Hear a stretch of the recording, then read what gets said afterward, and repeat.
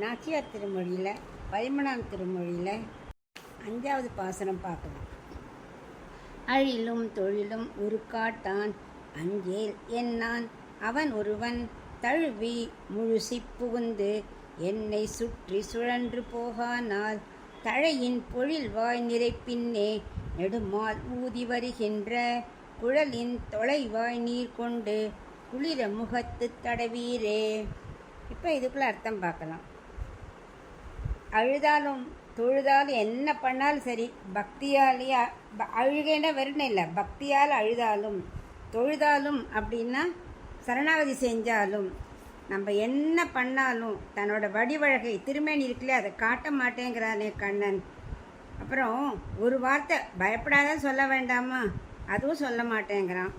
ஆனால் அவன் ஒரு பெருந்தகை என்ன ஒரு தரமான நெருங்கி கிட்டக்க வந்து அகமும் பருவம் அணைச்சுண்டு சூழ்ந்து போகாமல் இருக்க வேண்டாமோ?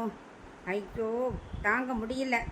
அந்த மயிர் பீலியாலேயே கொடை பண்ண சோலை இருக்கு இல்லையா, அழகான சோலை, அதுக்கு கீழே பசுக்கூட்டங்கள் இருக்கு, அதெல்லாம் கண்ணன் மேய்ச்சுண்டே இருப்பான். எப்படி புல்லாங்குழல் ஊதிண்டே அதுகளெல்லாம் மேய்ப்பான் இல்லையா.